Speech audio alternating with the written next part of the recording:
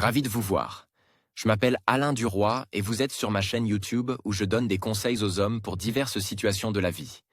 Abonnez-vous pour rester toujours connecté. Et maintenant, je commence. Il est finalement très difficile de trouver une idée d'entreprise. Si vous observez n'importe quel type d'activité humaine, il est facile de voir qu'il y a des hommes d'affaires dans chacune d'entre elles. Quel est donc le problème? Un entrepreneur potentiel pense à peu près ceci. Je dois trouver une nouvelle idée d'entreprise, il n'y a pas de concurrence, la demande est illimitée. Mais voilà, rien ne me vient à l'esprit. Alors, que pouvons-nous faire? Que pouvons-nous faire? Le commerce est à nouveau la seule idée. Une personne qui commence à penser aux affaires, pour une raison ou une autre, essaie mentalement de se mettre dans la peau de l'entrepreneur. En oubliant qu'elle est elle-même, entre autres choses, un consommateur. Le cours de marketing nous apprend que pour promouvoir efficacement des produits sur le marché, il est nécessaire d'identifier les besoins des consommateurs et de les satisfaire. Il est donc très important de se placer du point de vue du consommateur.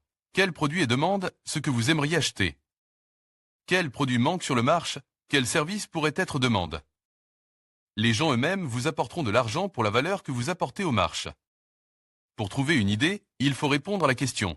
Qu'est-ce que j'ai? Qu'est-ce que je peux donner aux gens? Pourquoi les gens me paieront-ils de l'argent? Il faut donc penser non pas en termes de ce que je peux prendre, mais en termes de ce que je peux donner. Il faut également comprendre ce qu'est une entreprise. Du point de vue de l'organisation de l'esprit d'entreprise, l'entreprise consiste à créer un système dans lequel tous les participants sont gagnants, bénéficient. Par exemple, vous louez un espace où vous installez un cabinet dentaire. Vous y installez 2 fauteuils dentaires et employez 2 professionnels de la santé. Ainsi, les consommateurs bénéficient de services dentaires, vos employés bénéficient de salaires et votre intérêt est satisfait par les bénéfices que vous réalisez. Si l'un des éléments du système susmentionné venait à faire défaut, l'entreprise cesserait d'exister. Une nuance importante est votre attitude vis-à-vis du type d'activité que vous choisissez. Certains hommes d'affaires ne se soucient pas de ce qu'ils font, l'essentiel pour eux étant de savoir pourquoi. La plupart des gens ont tendance à faire ce qu'ils aiment. Si vous aimez ce que vous faites, vous le ferez avec plus de passion et d'enthousiasme en vous donnant à fond. En outre, vous serez en mesure de poursuivre votre activité beaucoup plus longtemps si vous n'obtenez pas les résultats escomptés au début. Réfléchissez à ce pourquoi vous avez des aptitudes, à ce qui fait votre valeur. Il vaut mieux développer ses points forts que de se perdre dans ses faiblesses. Une fois que vous avez une idée d'entreprise en tête, commencez à absorber des informations dans le sens de cette idée. Lisez des livres, des articles, visitez divers forums Internet.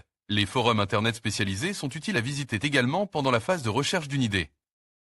En outre, vous pouvez trouver un emploi dans le domaine qui vous intéresse. Dessinez des schémas et des plans pour la mise en œuvre des idées d'entreprise, complétez-les et améliorez-les, mais n'oubliez pas que le plus important est de commencer, de ne pas avoir peur des erreurs et d'agir.